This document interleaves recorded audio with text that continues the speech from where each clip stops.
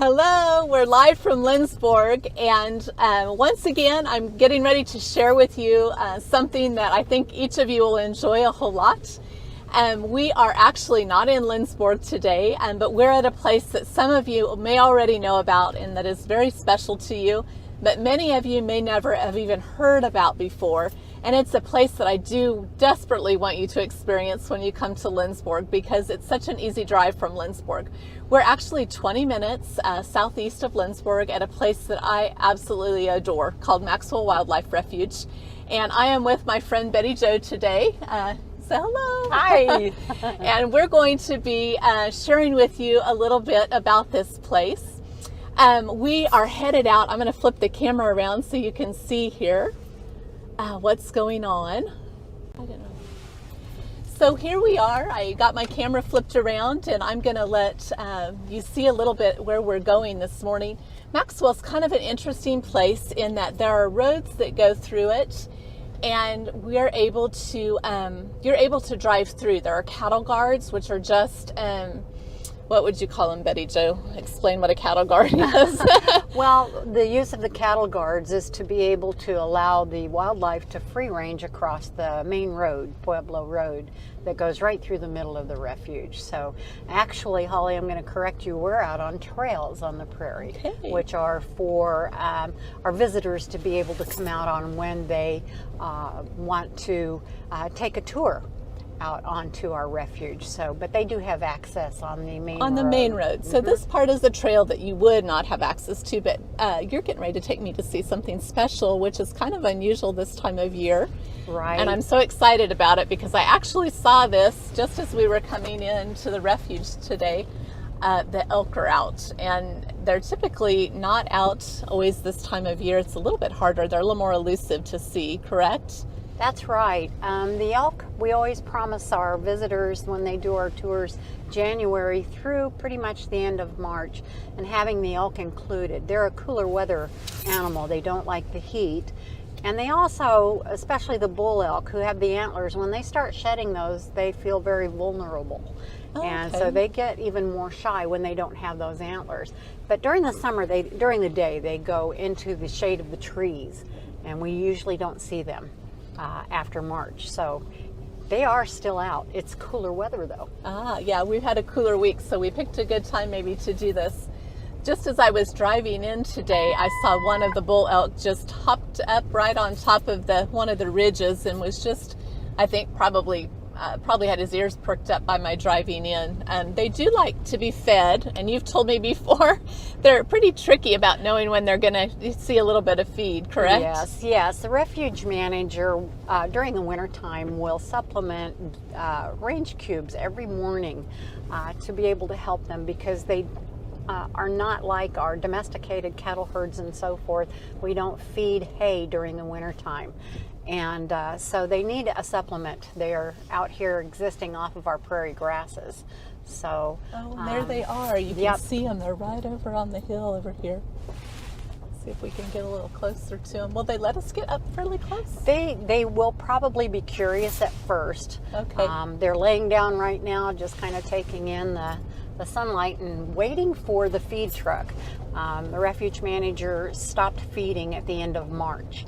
The grasses are starting to turn green, and so they're able to graze a little bit and get some kind of food value and intake coming in. So what you're telling me, like, because some people I think worry when you say stop feeding. Okay, here they are right over here. You can see them just barely over here on that little hill. They're laying down over here.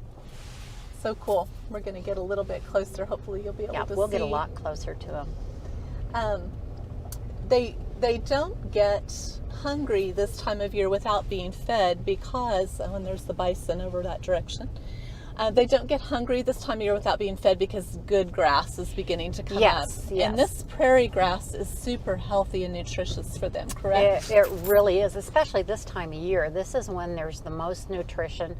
It is sweeter to them, it is more tender to them, so it is the early season grasses, and they're getting a lot of benefit from being able to graze on these grasses. Elk also love leaves off of bushes, and if you'll notice, we have a lot of those starting to bud out with leaves and stuff, so they're very well nourished at this point. So can you tell me a little bit more as we get a little bit closer, just how did this get started? Like, how did the refuge come to be? Oh, there we are right over here on the hill. How did the refuge come to be? And there are just elk and bison here, correct? There are no other... Well, we have the elk and bison are the ones that the refuge was set up to have. But because we are a native prairie here in Kansas, we have a lot of what you would find typically through the countrysides, in your pastures and so forth, that are native to the area. We see a lot of white-tailed deer. We have the little critters that run around, coyotes, possums, skunks, and so on and so forth. We don't really showcase them like we do the elk and the buffalo because they're very common for people to be able to see through the countrysides. So Maxwell started how many years ago? Oh, wow. Back in the 1800s, actually, with Mr. Maxwell, John Galt Sr. He originated from Scotland and came to the state of New York in the 1840s and decided that during the gold rush he wanted to partake in that. So he actually trekked the whole state, going from the east to the west to California. And he fell in love with the Kansas prairies and what he saw here. The biggest thing he fell in love with was the bison or the buffalo. Okay, and they're all coming towards us. Why is that? Well, the feed truck is out there.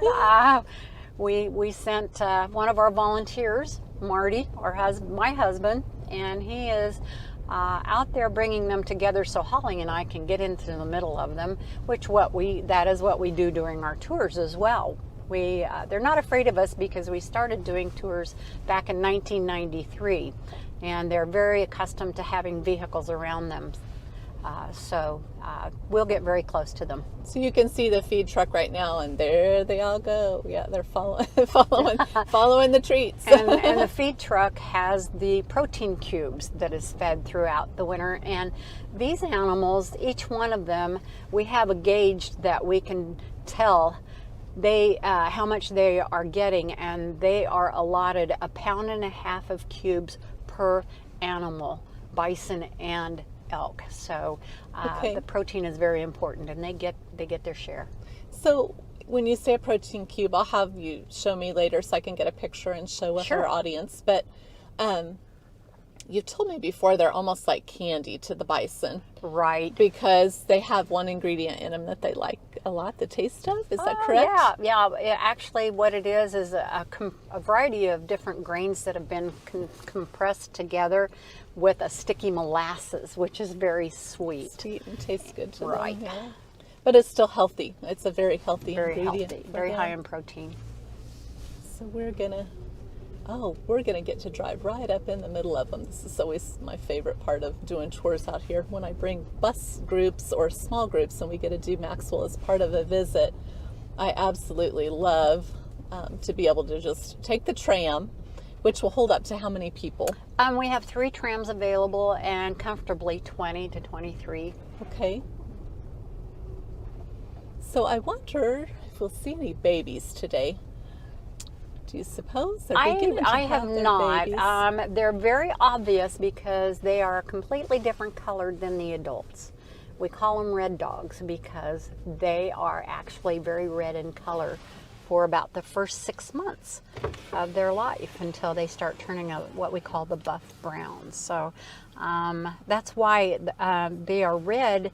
They blend in really well with these dry grasses that you see out here left over from last year's grasses.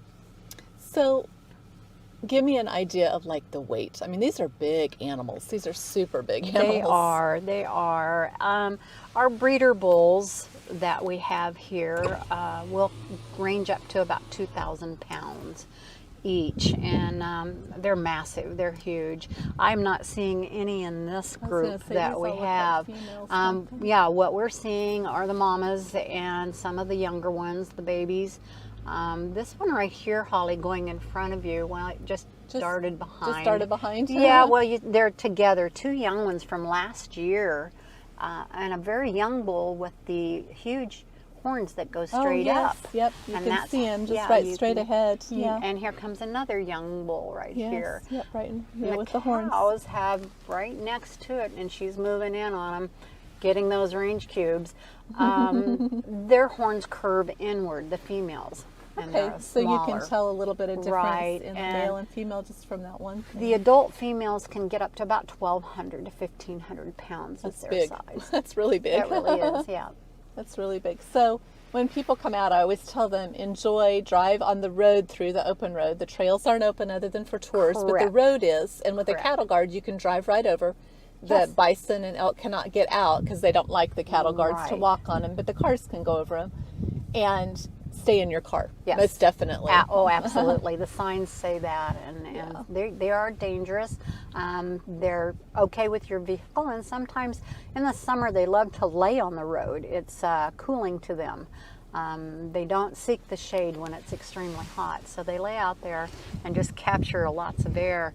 And you see drivers that will just have to kind of weed their way through them, and they'll move for you if you drive nice and slow. But if you stepped out of your car, you would be in immediate danger.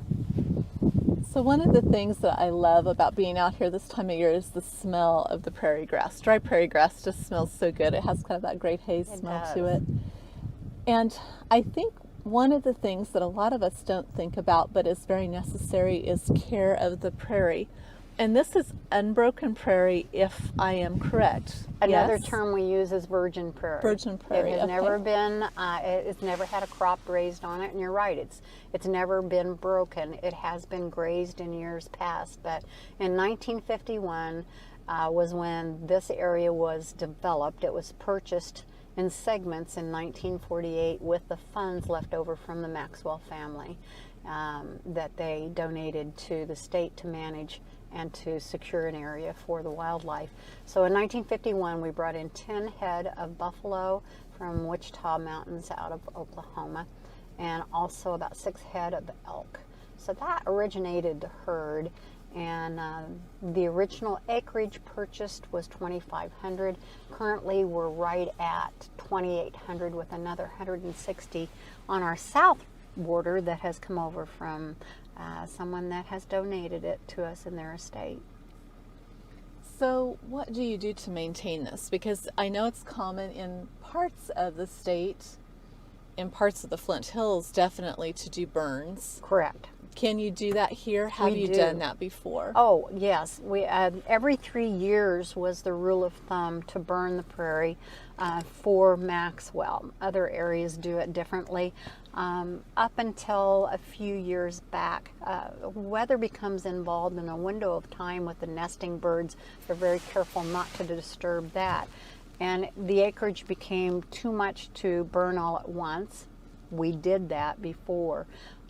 Currently, they are going to start a program this year of segmenting, dividing off smaller areas to burn and then continue on the next year. So every year there will be a burn, but it will just be a smaller burn. So the people that aren't entirely used to this is it sounds like burning this is, I don't know, it doesn't sound like it would be safe. It doesn't sound like why? Just why? But it's so necessary for the ecosystem, correct? I mean, Very it's the healthiest necessary, thing to do. yes. Did Native Americans do it originally? Well, they actually Possibly. did. What they did do it. The reason that they would set it on fire is because they would set their encampment up, and instead of having to travel a distance into the buffalo, they attracted the buffalo to them.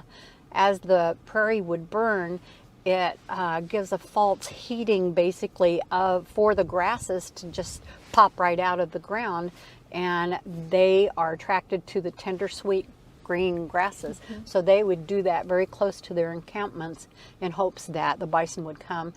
They would harvest what they needed and be happy and then move on. So yes, they did, but Mother Nature also burned the prairie for the same reason, by lightning strikes. So it burns off the invasive species that overtake the grasses. That are so good and healthy. Yes, and so it manages the grasses to be able to be plentiful. So what is your role at the Refuge? Currently, I'm director of the Friends of Maxwell, and we're a volunteer group. And we are always accepting new volunteers. We love to have people. There are very many hats out here to wear. And so we are a group that provides tours and events for Maxwell Wildlife Refuge. So we are called the Friends of Maxwell. So flip the camera around one more time to sign off from Maxwell. I hope you've enjoyed learning a little bit about this place. I'm going to have Betty Jo take me around so I can take a picture of a buffalo wallow for you so you know what that is, and we can share a little bit more about that later. As you can see, I mean, we're right here. I mean, I'm right at the door of the truck and the bison are just behind me. And this is very much what you experience when you're on a tram tour. And I'll take a picture of the tram so that you can see that as well. And just know what you would get to enjoy if you came to the Refuge. Again, it's one of my favorite places. It's beautiful here. And you can do many things throughout the year. We'll make sure that you know more about that in a post later today about the photography tours, the wildflower, like just natural prairie life tours. There are all kinds of things the Refuge is known for. I hope you've enjoyed this special place with me this morning, and I hope that you will make time to come to Maxwell the next time.